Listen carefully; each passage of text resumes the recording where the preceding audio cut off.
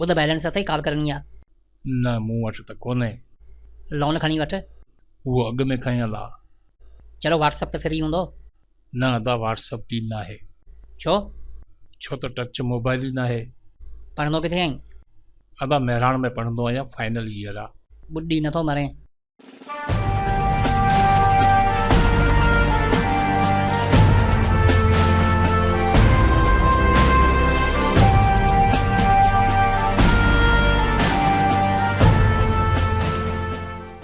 अदा हाणे लॉकडाउन में बि ऑनलाइन क्लास हलंदा, लॻे थो तइलीम ते ज़ोर ॾिनो पियो वञे। हा अदा, तइलीम खां बग़ैर त कुझु बि न आहे। फ़र्द हुजे मुआशिरो, क़ौम हुजे या मुल्क, तइलीम ई उन में सुधारो पैदा कंदी आहे। पर अफ़सोस सां चवणो थो पवे त असां वटि तइलीम ते ध्यानु नथो ॾिनो वञे, जंहिंजे नतीजे में असां उहा ख़ुशहाली, उहा तरक़ी ऐं उहो मक़ाम हासिल न करे सघियासीं जंहिंजी असांखे ज़रूरत आहे। पोइ तुंहिंजो छा मतिलबु आहे त हुकूमत हर घर में अलॻि स्कूल खोले? अदा क्वांटिटी खे न, क्वालिटी खे ॾिसो। तइलीम जो मयार दर्सगाहनि जी तादाद सां न, बल्कि तइलीमी निसाब, निज़ाम ऐं माहौल सां ठहंदो आहे। थोरो जाइज़ो वठो त असांजा कयल फ़ैसिला तइलीम लाइ फ़ाइदेमंद आहिनि या नुक़सानकार आहिनि। अहिड़नि हालतुनि में जिते सोशल डिस्टेंस ज़रूरी आहे, उते शागिर्द घर वेठे ऑनलाइन तइलीम हासिल कंदा, इहो बि तोखे ग़लति थो लॻे? अदा कीअं घर वेठे तइलीम हासिल कंदा, थोरो ॿुधाए। ग़लति कीअं आहे, पहिरीं तूं इहो ॿुधाए। बिल्कुलु ग़लति। छो त यूनिवर्सिटी हुजे या कॉलेज, जाइज़ो वठो त अधु खां वधीक शागिर्द उहे मिलंदा जिन जो तालुक़ु ॻोठनि सां हूंदो आहे, ऐं वरी ॻोठनि जो जाइज़ो वठो त अधु खां वधीक ॻोठ उहे मिलंदा जिते मोबाइल नेटवर्क ई सही न आहे। 1 कलाक जो लेक्चर ऑनलाइन ॿुधण लाइ 3G जो हुजणु लाज़मी आहे। जॾहिं तव्हां वटि नेटवर्क ई न हूंदो त 3G किथां हलंदो? चलो इन मसइले खे छॾियो।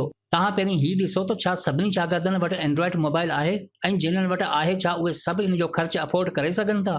1 कलाक जो लेक्चर ऑनलाइन ॿुधण लाइ 800 खां 900 MB ख़र्च थिए थी, यानी तक़रीबन 1 GB। जेकी शागिर्द फेसबुक बि फ्री वारो यूज़ कनि था, उहे एतिरा पैसा किथां आणींदा? हिन लॉकडाउन दौरान क़ौम जी छा हालत आहे, इन्हनि जी त सभिनि खे ख़बर आहे। ग़रीब त उही बुख ते वेठो आहे, पर मिडिल क्लास तबिको बि 2 वक़्त जी मानी लाइ परेशान आहे। अहिड़ी सूरत हाल में अहिड़ो तइलीमी निज़ाम परेशानी खां सवाइ कुझु बि न हूंदो। हा ईअं त आहे, पर ॿियो रस्तो बि त कोन्हे, या तुंहिंजी नज़र में को रस्तो हुजे त ॿुधाए।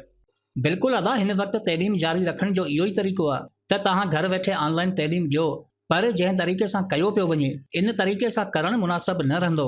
अफ़सोस, असांजे मुल्क में PSL जी लाइव स्ट्रीमिंग त फ्री में हली सघे थी, पर एजुकेशन खे फ्री प्लान ॾियण लाइ को बि मनसूबो न आहे। जेकॾहिं इंतिज़ामिया खे तइलीम जी एॾी फ़िक्र आहे त टेक्नोलॉजी जो सहारो वठी तइलीम खे एतिरो त आम करे जो इन निज़ाम में ऊच नीच वारो फ़र्क़ ई ख़तम थी वञे। ॾिठो वञे त तइलीम हासिल करण लाइ ॿियूं मुश्किलातूं का माना नथियूं रखनि। नंगर पार्कर जो शागिर्द बि कराची यूनिवर्सिटी में पढ़ी थो वञे। जेकॾहिं उन रस्ते में का रुकावट आहे त उहा सिर्फ़ु महांगाई आहे। शागिर्द खे पंधु न पर ख़र्च मारे थो, ऐं इंतिज़ामिया उन ते कंट्रोल करण बजाए रोज़ नवां हुकम जारी करे थी। अदा महांगाई ते कंट्रोल त हुकूमत कंदी न, इन जो यूनिवर्सिटी सां कहिड़ो तालुक़ु आहे?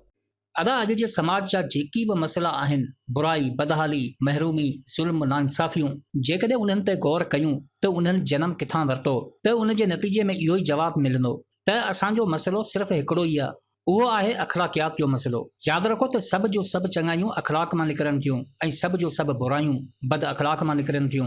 दुनिया जी सभ खां वॾी जंग इन बुनियाद ते जारी आहे, जेका अॼुकल्ह जी न पर सदियुनि खां जारी आहे। छा तव्हांखे ख़बर आहे त सुक़रात खे ज़हर जो प्यालो छो पीआरियो वियो? हा, छो तूं मज़हब जो इनकारी हो? न, बिल्कुलु न। सुक़रात ते 3 इल्ज़ाम लॻाया विया।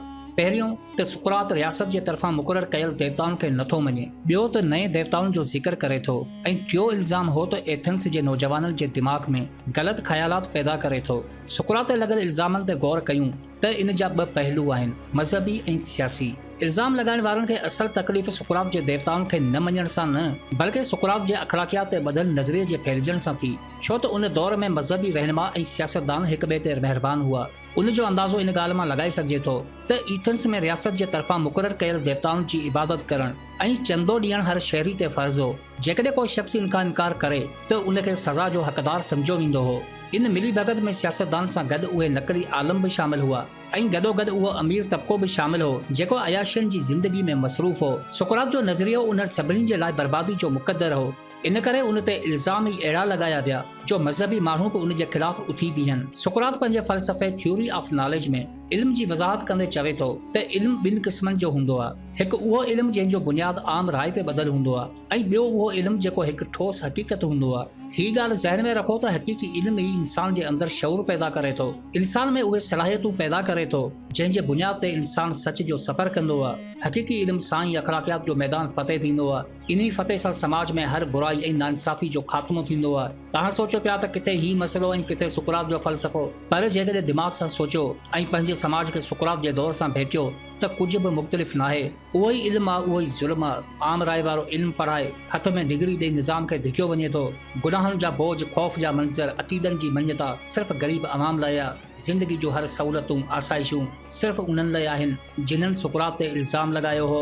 तबक़ाती जंग में मज़हब हमेशा हिकु आड़ हूंदी आहे। इहो ई सबबु आहे जो मज़हब जी का बि बंदिश अमीर ते लागू नथी थिए। ग़रीब ई इन जो हक़दार हूंदो आहे। शराब, जुआ, करप्शन, ज़ुल्म सितम, हर गुनाह करण बावजूद भी अमीर मोतबर ऐं ज़िंदगी जी तल्ख़ हक़ीक़तनि खे मोह ॾींदड़, हर साह जो हिसाब ॾियण बावजूद भी ग़रीब गुनहगार हूंदो आहे। अदा बिल्कुलु तव्हांजो इशारो सम्झी वियुसि, पर हिन दलदल मां कीअं निकिरजे? अदा सफ़र जी शुरूआत लाइ कुझु हक़ीक़तनि खे तस्लीम करणो पवंदो। यादि रखो त इल्म जे मुआशिरे में तहक़ीक़ हलंदी आहे ऐं जहालत में सिर्फ़ तनक़ीद हलंदी आहे। सभ खां पहिरीं असांखे इहो ॾिसणो आहे त असीं तहक़ीक़ खे तरजीह ॾियूं था या तनक़ीद खे। तव्हां पाण जेकॾहिं इन जो जाइज़ो वठो त जवाबु इहो ई मिलंदो त असीं सिर्फ़ तनक़ीद ॼाणूं था, छो त असां हक़ीक़ी इल्म खां परे आहियूं, इन करे तहक़ीक़ खां बि परे आहियूं।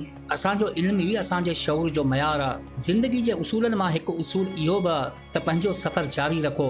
ज़िंदगी गुज़ारण जो नालो न, पर जीअण जो पैगाम आहे। जियो पंहिंजे मक़सद लाइ, जियो पंहिंजी धरती लाइ, जियो पंहिंजी क़ौम लाइ। सिर्फ़ डिग्री में ग्रेड ॾिसी माइटनि खे ख़ुशि करण खां बहितर आहे दुनिया जो इल्मु हासिल करे क़ौम में शऊर पैदा कयो, जंहिंजे बुनियाद ते नओं निज़ाम ठहे ऐं तरक़ी ॾांहुं सफ़र हले। असीं उन मुआशिरे में रहूं था जिते हक़ जी वाट ते हलण जी बजाए सर्वाइव करण लाइ कॉम्प्रोमाइज़ थींदो आहे। डिग्री जी अहमियत वधी वञे त इल्म जो मयार घटि थी वेंदो आहे। हक़ीक़ी इल्मु ज़मीर खे सुजाॻ कंदो आहे ऐं ज़मीर जी गैरत ई लफ़्ज़नि खे अदा कंदी आहे। बाक़ी ज़बान त कुते खे बि हूंदी आहे। पंहिंजे पाण खां पुछो त असीं ख़र्च इल्म लाइ कयूं था या डिग्री लाइ?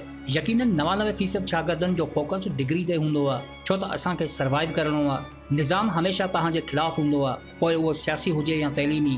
तव्हांजी इल्मी जदोजहद उन में रोशनी पैदा कंदी आहे, जंहिंजे लाट जो सफ़र नए इनकलाब जो आगाज़ हूंदो आहे। सदियुनि जो सफ़र तय करे असीं अॼु बि सुकरात जे दौर में इन करे आहियूं छो जो असांजी अक्सरियत मुर्दा हर ज़ुल्म, हर नाइंसाफ़ी खे बग़ैर मज़मत जे क़बूल कयूं था। महरूमी खे मुक़द्दर ऐं दौलत खे मुक़द्दस सम्झूं था। शाही ख़ानदाननि खे पैगंबरनि जो दर्जो ॾेई असां न सिर्फ़ पंहिंजी ज़िंदगी में अज़ाब आंदो आहे, बल्कि पंहिंजो नस्ल बि बर्बाद कयो आहे। ज़िंदगी जो मयार ॾिसणु चाहियो था त हक़ ते कंप्रोमाइज़ न कयो। जेको निज़ाम तव्हांजे ख़िलाफ़ हुजे उनखे क़बूल न कयो। यादि रखो त बुज़दिली जी नीयत में हक़ जो इख़्तिलाफ़ हूंदो आहे, छो त सोच जो मयार ई ज़िंदगी लाइ इनकलाब हूंदो आहे।